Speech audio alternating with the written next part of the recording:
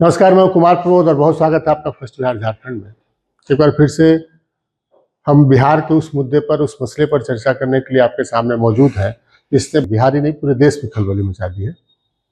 बात हम कर रहे हैं शराबबंदी की, बात हम कर रहे हैं जहरीली शराब की, जहरीली शराब से जो मौत हो रही है उसकी बात हम कर रहे हैं, बिहार में शराब के कारण जो बर्बादी का आलम है उसकी।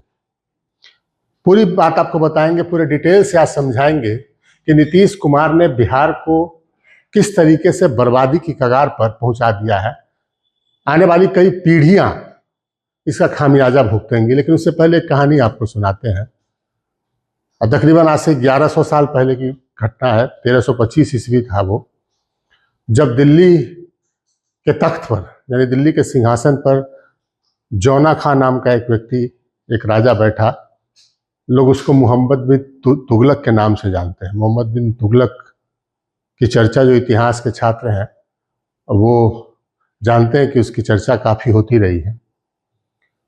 मोहम्मद बिन तुगलक ने जो कारनामा किया उसका खामियाजा कई पीढ़ियों ने भुगता था। अभी भी आप देखते होंगे अखबारों में या आम बोलचाल की भाषा में कहा जाता है तुगलकी फरमान। मोहम्मद बिन तुगलक ने अपने राज्य का सिक्का, जो है उस समय रुपया नहीं चलता, नोट नहीं चलता था, सिक्का चलता था, उससे तांबे का सिक्का चलाया और कह दिया कि इसका मोल जो है वो चांदी के सिक्के के बराबर होगा। और हुआ यूं कि उस समय कोई ऐसी मशीन नहीं थी, कि ऐसा कोई टकसाल नहीं था जहाँ सिक्का जो है आधुनिक तरीके से बनाया जाता हो। घर घर में तांबे का नकली सिक्का बनने लगा और पूरा जो सरकार का खजाना था, राजा का खजाना था, वो खाली हो गया। वो मोहम्मद बिन तुगलक ही था जिसने अचानक से कहा कि दिल्ली से राजधानी हम देश की बदलेंगे और दौलताबाद नाम के जगह पर ले जाएंगे। देवगिरी वो जगह थी, वहाँ ले जाएंगे। और अपने साथ साथ, खुद तो जाने के लिए रवाना हुआ, अपने साथ साथ कहा लाखों लोग जो है वो भी, उनको भी साथ जबरन कहा कि तुम भी नई राजधानी में रहने चलो। दिल्ली से दूर जाने में न जाने कितने लोग मर गए। और वहाँ जाने के बाद तुगलक उल्टे पाँव वापस लौटा, क्योंकि तुगलक जो दौलताबाद थी वहाँ राजधानी नहीं बनाई जा सकती थी। मोहम्मद बिन तुगलक के इन तुगलकी आदेशों का दुष्परिणाम, खामियाजा कई पीढ़ियों ने भुगता था। और आज के मौजूदा बिहार के शासक के फैसलों का जो दुष्परिणाम है, यकीन मानिए पूरा बिहार इसको कई सालों तक, कई दशकों तक इसको भुगतेगा। हम बात कर रहे हैं शराबबंदी की, हम बात कर रहे हैं, हम आपको एक एक पॉइंट से बताएंगे किस तरीके से शराबबंदी ने बिहार को बर्बादी के उस कगार पर पहुंचा दिया है जहां से निकाल पाना शायद अब दूसरे शासक के लिए, दूसरे चीफ मिनिस्टर के लिए, दूसरी सरकार के लिए भी बेहद कठिन या फिर कहें नामुमकिन जैसी बात होगी। इस शराब ने बिहार में जो कहर बरपाया है वो पूरी कहानी आपको बताएंगे। इस शराब ने जो बिहार में जो नुकसान पहुंचाया है वो पूरा आपको आंकड़े के साथ हम आपको जानकारी देंगे। इसलिए आपके सामने इस मुद्दे पर बात करने के लिए आपके सामने हाजिर हुए हैं, क्योंकि अभी तुरंत ये खबर आई है कि सारण यानी छपरा और सिवान में 50 से ज़्यादा लोगों की मौत जो है वो जहरीली शराब पीने से हो गई है। कोई नई बात नहीं है। 2016 में जब नीतीश कुमार ने बिहार में शराबबंदी लागू की तो कम से कम उसके बाद से आज तक के 8 सालों में कम से कम 1000 लोगों की मौत जो है वो जहरीली शराब पीने से हो चुकी है। इस मौत का गुनहगार कौन है, इसका जवाब सरकार के पास नहीं है। इसका जवाब सरकार के पास नहीं है कि उसने जब बिहार की सारा संसाधन, सारा पुलिस तंत्र, सारी व्यवस्था, सारे कोर्ट्स शराबबंदी के नाम पर उसमें झोंक दिया, उसके बाद भी अगर जहरीली शराब बिक रही है तो कसूरवार कौन है। हम आपको बता दें कि बिहार में शराबबंदी कानून के तहत 16 लाख से ज्यादा लोग जो है वो जेल जा चुके हैं। ये राज्य सरकार बलात्कार, हत्या जैसे जघन्य मामलों में भी न्याय इंसाफ मिलने में जो है वो सालों साल लग जाते हैं, दशक लग जाते हैं। लेकिन इस राज्य सरकार ने शराबबंदी के मामलों की सुनवाई के लिए हर जिले में एक स्पेशल कोर्ट बिठा रखा है। ये वही राज्य सरकार है जिसके कारण बिहार कम से कम 50,000 करोड़ रुपया हर साल नुकसान भुगत रहा है, अपने टैक्सेस का, अपने रेवेन्यू का। आप समझ सकते हैं कि 50,000 करोड़ रुपए का महत्व क्या होता है। हम आपको समझाते हैं। बिहार सरकार हर साल अपना बजट बनाती है और बजट जब बनाती है बिहार सरकार तो उसमें यह दिखाती है कि हम कितना खर्च करेंगे।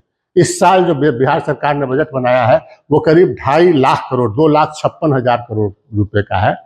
और सरकार अपने बूते, नीतीश कुमार की सरकार, बिहार की सरकार जो अपने बूते जो टैक्स पैसा जुटाएगी वो पैसा करीब 54,000 करोड़ रुपया है। इस बिहार की कुल आमदनी जो है 54,000 करोड़ रुपया है। बाकी या तो कर्ज या फिर केंद्र से सहायता मिलती है, तो आपके यहाँ रोड बनती है, आपको बिजली मिलती है, या फिर दूसरे जो आपके सरकारी सुविधाएं, जो आपको पेयजल जैसी दूसरी सरकारी सुविधाएं जो है वो आपको हासिल होती है। सिर्फ 54,000 करोड़ रुपया बिहार सरकार उसके लिए इकट्ठा कर पाती है तमाम स्रोत से। और आपको हम बता दें कि शराब की बिक्री से आपके पड़ोसी राज्य उत्तर प्रदेश में इतना पैसा जो है केवल टैक्स के रूप में आता है। उत्तर प्रदेश में 50,000 करोड़ रुपया हर साल शराब के बिक्री के टैक्स से आता है। और ये एक राज्य की कहानी नहीं है, हम पूरा राज्यवार आपको बताने जा रहे हैं। आप कह सकते हैं कि उत्तर प्रदेश की आबादी जो है हमसे लगभग 2 गुने के बराबर है, 2 गुने से कुछ कम है, लेकिन आप कह सकते हैं इसलिए वहां टैक्स का रेवेन्यू है। हम आपको देश के 5 राज्यों का, टॉप 5 राज्यों का हम बताने जा रहे हैं जिसकी आबादी बिहार से केवल काफी कम है, और वहां पर शराब से रेवेन्यू कितना आता है, शराब से टैक्स कितना वसूली होता है। शराब से टैक्स वसूली होती है कर्नाटक जैसे राज्य में, जिसकी आबादी 7 करोड़ के करीब है। अभी हमारे बिहार की आबादी 13 करोड़ से ज्यादा है। राज्य सरकार ने अभी जो है वो जातीय जनगणना के बहाने एक तरीके से आबादी की भी गणना करवाई है, और उसके मुताबिक हमारी आबादी 13 करोड़ से ज्यादा है। कर्नाटक जैसे राज्य में जहां 7 करोड़ आबादी है कुल मिलाकर, और उस राज्य में जो है 39,000 करोड़ रुपया, करीब 39,000 करोड़ रुपया शराब के टैक्स से हर साल आता है। आप देखेंगे तमिलनाडु जैसे राज्य में, जहां की आबादी भी लगभग 7 करोड़ है, आप कह सकते हैं बिहार की आधी है, और वहां पर जो है 49,000 करोड़ रुपया, लगभग 50,000 करोड़ रुपया शराब के टैक्स से हर साल सरकार को आता है। तेलंगाना जैसे राज्य में जहां पर 3 करोड़ की आबादी है, तेलंगाना जहां 3 करोड़ की आबादी है, और 3 करोड़ की आबादी वाले उस राज्य में, तेलंगाना जैसे राज्य में 36,000 करोड़ रुपए ज्यादा शराब के टैक्स के रूप में सरकार के पास पैसा पहुंचता है। हमसे बराबर या फिर हमसे कम आबादी वाले जो राज्य हैं, वो हमने आपको बताया कि जो यूपी से लेकर और तेलंगाना से लेकर कर्नाटक और तमिलनाडु में शराब के टैक्स से कितना पैसा आता है। बाकी छोटे राज्यों की बात हम नहीं कर रहे हैं। महाराष्ट्र हमसे लगभग आज के तारीख में महाराष्ट्र की आबादी जो है वो हमसे बराबर है, और 25,000 करोड़ रुपया महाराष्ट्र में शराब के टैक्स से आता है। यही स्थिति पश्चिम बंगाल की, जिसकी आबादी हमसे कम है, बिहार से कम है, और वहां भी तकरीबन 25,000 करोड़ रुपया इस साल, इस वित्तीय वर्ष में सरकार ने शराब पर टैक्स से वसूलने का टारगेट रखा है।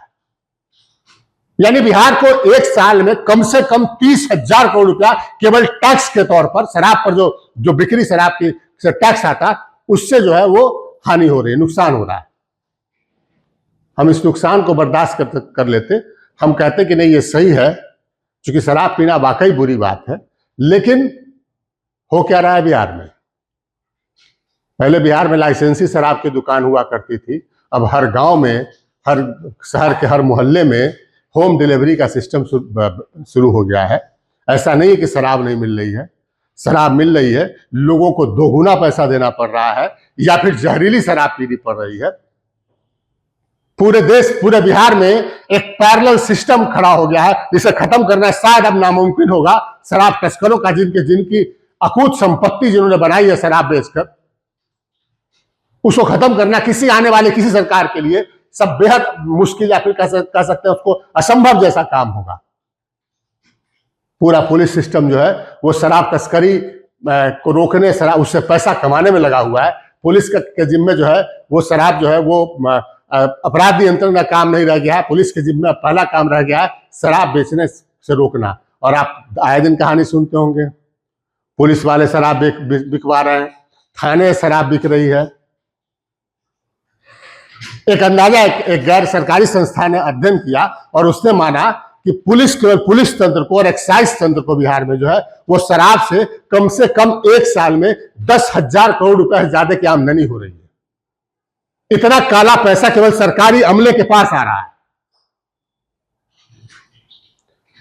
और इस शराब ने जो हालत कर दी है बिहार की, केवल टैक्स रेवेन्यू जो हमारे पास, हमने बताया कि 30,000 करोड़ रुपया से ज्यादा बिहार को सरकार पर, सरकार शराब की लीगल बिक्री पर जो पैसा मिलता है सरकार, उससे जो पैसा आता है उससे 30,000 करोड़ रुपया ज्यादा बिहार को के पास आता, जो बिहार सिर्फ 54,000 करोड़ रुपया अपने बूते सब तरह के टैक्स लगाकर, सब तरह का वसूली करके सिर्फ 54,000 करोड़ रुपया एक साल में अपने बूते इकट्ठा कर पाता है, उसको 30,000 डायरेक्ट टैक्स से नुकसान हो रहा है। 30,000 करोड़ रुपया नुकसान सिर्फ यही नहीं हो रहा है, पिछले 8 सालों में बिहार में तमाम बड़ी व्यवसायिक गतिविधियां जो है वो थम गई है। एक गैर सरकारी संस्थान ने अध्ययन किया और उसने ये पाया कि बिहार के कम से कम हर साल बिहार की 10,000 शादियां जो है वो बाहर के राज्यों में होती है। झारखंड में, उत्तर प्रदेश में, पश्चिम बंगाल में, गोवा में, दिल्ली में, हरियाणा में 10,000 शादियां होती है, क्योंकि शादी वाले जो लोग होते हैं वहां जो गेस्ट आते हैं वो शराब के जो है उनको, वो अगर उन्होंने भूल से भी शराब पी ली तो न सिर्फ जो पीने वाले होंगे बल्कि सरकार का नियम है कि जो जहां पर शराब पी जा रही है उसको सीज कर देंगे, जो जिनके यहाँ जो कहते हैं बाराती और शराबी दोनों को उसका नुकसान उठाना पड़ेगा। आप समझ सकते हैं कि 10,000 शादियों में अगर बिहार में होती वो शादियां, तो उसमें जो खर्च होता उस खर्च का पैसा कहां आता। 8 सालों में बिहार में आपने शायद ही कभी सुना होगा कि किसी तरीके का कोई इंटरनेशनल नेशनल कॉन्फ्रेंस बिहार में हुआ हो। और आपको देश के दूसरे राज्यों का उदाहरण देना चाहते हैं, आपने अभी 4-5 दिन पहले सुना होगा पहले कि आंध्र प्रदेश में चंद्रबाबू नायडू की सरकार ने यह फैसला लिया है कि हम 99 रुपए में शराब की बोतल जो है, पौवा शराब का जो है वो उपलब्ध कराएंगे अपने लोगों को। सरकार मूर्ख है वो नहीं। आंध्र प्रदेश में भी ये पहले फैसला लिया गया था कि हम चरणबद्ध तरीके से जो है वो शराबबंदी को लागू करेंगे, लेकिन जब सरकार ने देखा कि शराबबंदी तो हम सक्सेसफुल नहीं हो सकता है हमारे यहाँ, हम जो है वो इसका खामियाजा ये हो रहा है कि हमारे यहाँ अवैध शराब की तस्करी बढ़ती जा रही है, जहरीली शराब बेची जा रही है। उसके बाद सरकार ने यह कहा कि किसी ब्रांड का जो पौवा है, क्वार्टर, वो 99 रुपए में हम जो है अपने देश के अपने राज्य के लोगों को उपलब्ध कराएंगे। हम दूसरे राज्य का उदाहरण देते हैं आपको। केरल एक सबसे एजुकेटेड राज्य माना जाता है इस देश में। 2014 में केरल की सरकार ने यह कहा कि हम केरल में चरणबद्ध तरीके से यहां पर शराबबंदी लागू करेंगे। 2017 में वहां लेफ्ट पार्टी की सरकार बनी और लेफ्ट पार्टी की सरकार ने केरल में शराबबंदी खत्म करने के फैसले को रद्द कर दिया। पिनाराई विजयन वहां के मुख्यमंत्री हैं, हम उनको कोट करना चाहेंगे। लेफ्ट पार्टी के मुख्यमंत्री हैं सीपीएम के, हम उनको एकदम बकायदा उनको कोट करना चाहेंगे। उन्होंने शराबबंदी को लेकर क्या कहा? उन्होंने शराबबंदी को लेकर कहा कि दुनिया में किसी जगह पर शराबबंदी सफल नहीं हुई है। शराबबंदी से ड्रग स्मगलर्स को बढ़ावा मिलता है। शराबबंदी से हमारी जो युवक है, हमारे यहाँ के लोग हैं, वो ड्रग्स लेने लगे हैं और समाज के लिए बड़ा खतरा उत्पन्न हो गया है। इसलिए हम शराबबंदी लागू नहीं करेंगे। और केरल में शराबबंदी जो पहले कुछ चरणों में शराबबंदी लागू की गई थी, जैसे गांव के दुकान बंद किए गए थे, बार्स पर पाबंदी लगाई गई थी, उसको हटा लिया गया है। और अब की स्थिति यह है कि केरल में बार्स को 11 बजे रात तक खोलने की मंजूरी दे दी गई है। नए बार के टेंडर किए जा रहे हैं। सरकार को खतरा यह भी सरकार के मन में आया कि यहां पर अगर हमने शराब पर बंदी लगाई तो हमारे यहाँ जो टूरिज्म है वो मर जाएगा। हम आपको बता दें कि केवल देश के केवल 4 राज्यों में जो है वो शराबबंदी लागू है, बिहार के साथ गुजरात, नागालैंड, मिजोरम और बिहार। एक 5वां केंद्र शासित राज्य लक्षद्वीप है। केंद्र शासित प्रदेश लक्षद्वीप में टूरिज्म को जब बढ़ावा देने की बात आई तो वहां शराब की दुकानें खुल गई। लक्षद्वीप में भी अब शराब मिल रही है। हम आपको बता दें कि नागालैंड और मिजोरम, नागालैंड की आबादी बता दें करीब 20 लाख की है और मिजोरम की आबादी बता दें लगभग 10 लाख की आबादी मिजोरम की है। एक्चुअली वहां पर है क्या कि क्रिश्चियन जो आबादी है क्रिश्चियन लोगों की वो बहुत ज्यादा है और उनके चर्च के प्रभाव में आकर सरकारों ने वहां शराबबंदी कानून लागू किया। लेकिन दोनों जगह पर जो शराब की स्थिति है, अब उसमें जो है नागालैंड की सरकार कह रही है कि हमारे यहाँ इतना अवैध शराब बिक रहा है कि हम इसको बदलेंगे, हम इस नीति को परिवर्तित करने पर विचार करेंगे। मिजोरम में लोकल लोगों को वाइन बनाने की मंजूरी दे दी गई है, क्या वाइन बना सकते हैं। वैसे आपको बता दें कि मिजोरम में जब कोई व्यक्ति जो है शराब पीते हुए पकड़ा जाता है, उसको जेल नहीं भेजा जाता है, उससे समाज सेवा कराया जाता है, उससे टॉयलेट साफ कराया जाता है, फर्श साफ कराया जाता है, यही उसकी सजा होती है। 5 दिनों के लिए सजा दी जाती है और उसको फिर छोड़ दिया जाता है। शराबबंदी का एक राज्य है गुजरात, जहां जिस राज्य के गठन के बाद वहां शराबबंदी लागू है। लेकिन आपको पता है कि गुजरात ने अपने यहाँ निवेश लाने के लिए, अपने यहाँ पैसा लाने के लिए क्या क्या काम किए। गुजरात में 5 तरीके की परमिट दी जाती है जो शराब पी सकते हैं लोग। एक तो हेल्थ परमिट दिया जाता है वहां के लोगों को, स्थानीय लोगों को, कि नहीं आप अगर आपका हेल्थ जो है वो शराब पीते पीते उस मुताबिक ढल गया है तो आप डॉक्टर से लिखवा कर लाइए और शराब ले आइए। टूरिस्ट शराब पीने के लिए परमिट दी जाती है। कोई इंटरनेशनल नेशनल कोई भी कार्यक्रम होता है वहां शराब की मंजूरी दी जाती है। गुजरात सरकार ने एक गिफ्ट सिटी भी बनाया है। गिफ्ट शहर ऐसा है जहां से सारी आर्थिक गतिविधियां जो है वो संचालित होती है गुजरात की। और उस गिफ्ट सिटी में गुजरात सरकार ने बार और होटल्स को शराब परोसने की, शराब बेचने की बाकायदा अनुमति दी है। इस देश की सारी सरकारें मूर्ख है सिवाय बिहार सरकार के। आलम यह है, आपको एक उदाहरण देते हैं। आपने बिहार के किसी शहर में किसी पान और सिगरेट की दुकान पर जाइए और वहां जाकर देखिए कि आप देखेंगे उस दुकान पर सबसे पहले जो है, सबसे ऊपर में जो है एक गोगो का डब्बा आपको पड़ा मिलेगा। और गोगो का जब डब्बा आपको पड़ा मिलेगा तो आप देखेंगे कि उससे एक आप सिगरेट जैसा होता है उसका खोल जो है, उस तरीके खाली खोल जो है पेपर का वो बना हुआ उसमें रहता है। ये एक्चुअली वो जो पेपर है वो बंगाल में पहले यूज होता था, जब वहां के लोग जो है फ्लेवर्ड टबैको जो है तंबाकू, सिगरेट या बीड़ी के बजाय उसमें फ्लेवर्ड तंबाकू डाल के पीते थे। भैया बिहार में फ्लेवर्ड तंबाकू मिलता नहीं है, न प्रोडक्शन होता है। तो पूरे बिहार में जो गोगो पेपर करोड़ों का बिक रहा है, कौन सा चीज उसमें यूज किया जा रहा है? बिहार में कौन सा ऐसा शहर का पार्क है, खाली स्थान है जहां पर नशेरी गंजेरी स्मैकियर्स आपको न मिल रहे हो? पटना में भी तत्काल हुई कई हत्या के मामलों में, लूट के मामलों में जो ड्रग्स लेने वाले युवक हैं उनका हाथ सामने आया है, नाम सामने आया है। पूरे बिहार की एक पीढ़ी जो है वो ड्रग्स के नशे गिरफ्त में है। और ये हम तो कोट कर रहे हैं, पिनाराई विजयन जो केरल के मुख्यमंत्री हैं, उन्होंने बकायदा ये कोट किया कि पूरे वर्ल्ड में जो है वो शराबबंदी कहीं सक्सेसफुल साबित नहीं हुई। हम इसको और समझाएंगे आपको कि कैसे शराब पीने से जो नुकसान है वो शराबबंदी का कितना नुकसान होता है, वो हम आपको और समझाएंगे। पिनाराई विजयन ने कहा कि शराबबंदी का असर ये होता है कि शराब पीने वाले लोग जो है वो ड्रग्स लेना शुरू कर देते हैं और उससे जो है समाज बर्बाद हो जाता है। ड्रग्स एक ऐसा चीज है जो पूरे वर्ल्ड में बैन है। और आपको बता दें कि वर्ल्ड के कई ऐसे कंट्रीज हैं जहां ड्रग्स लेने पर सजाए मौत की सजा है। सारी आर्थिक गतिविधियां बिहार की ठप हो चुकी है। आप देख सकते हैं तमाम कोशिशों के बावजूद जो है वो बिहार में कोई पूंजी लगाना नहीं चाहता है, कोई बड़ा निवेश नहीं आ रहा है। बिहार सरकार 200-300 करोड़ की कोई फैक्ट्री लग जाती है, उसके बाद दोनों हाथों से अपना पीठ थपथपाने लगती है। उसको ये नहीं दिखता कि देश के कई राज्यों में कई लाख करोड़ की फैक्ट्री लगती है तो भी वहां जश्न नहीं मनाया जाता, क्योंकि वहां के लिए वो सामान्य बात होती है। और शराबबंदी जिस कारण से नीतीश कुमार, हम शराबबंदी के विरोधी नहीं, हम एक बार फिर से आपको कह दें, लेकिन हम जानते हैं कि शराबबंदी किसी सूरत में सक्सेसफुल नहीं हो सकती है।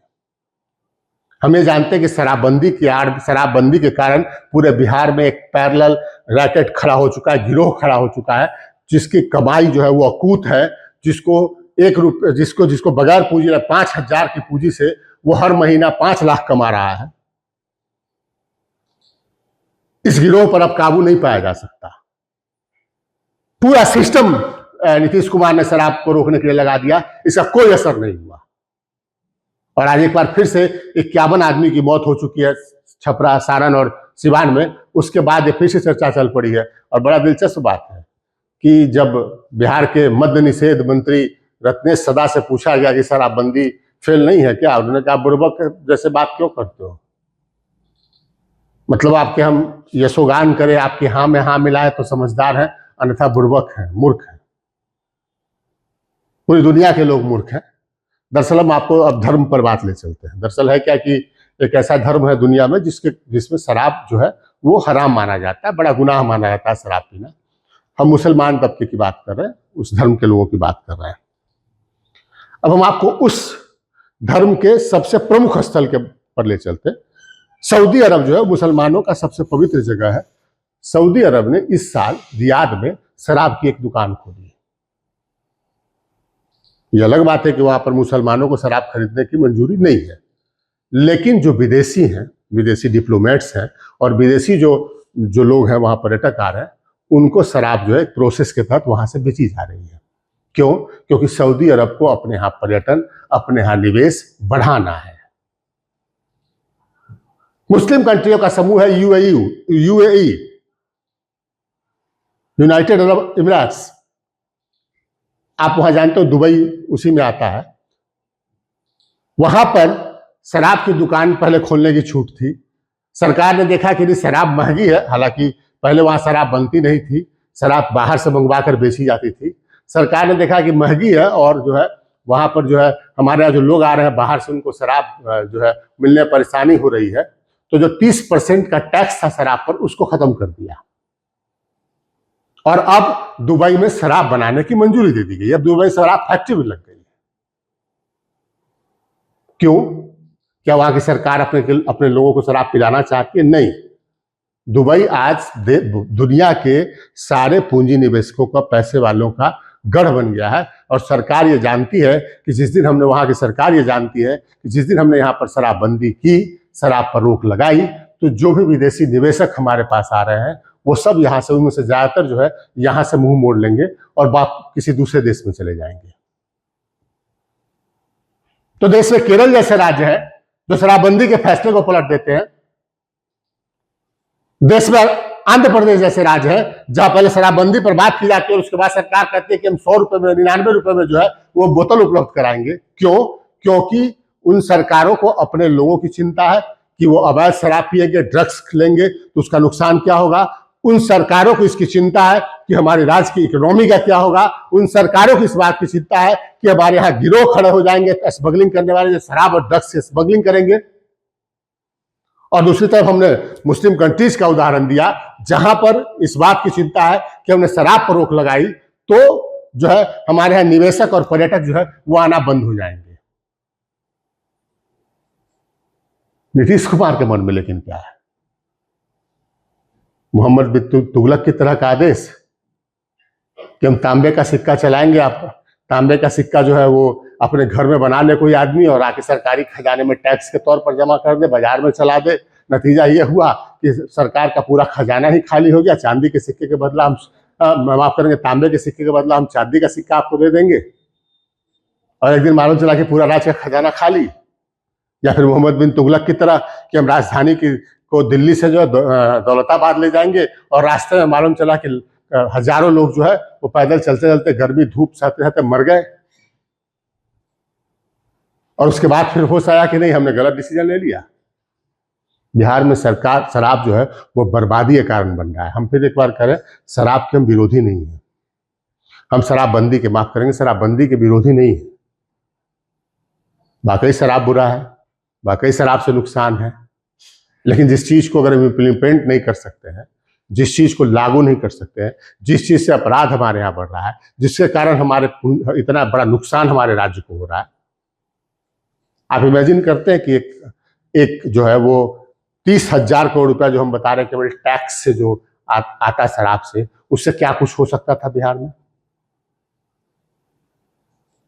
आप छोड़ दीजिए, गरीबों का घर की बात कर लीजिए तो 1 करोड़ रुपया में जो है, 1 करोड़ रुपया तो सरकारी जो स्थिति है, कम से कम 40 गरीबों के घर बनने का सरकार लक्ष्य रखती है 1 करोड़ रुपया में।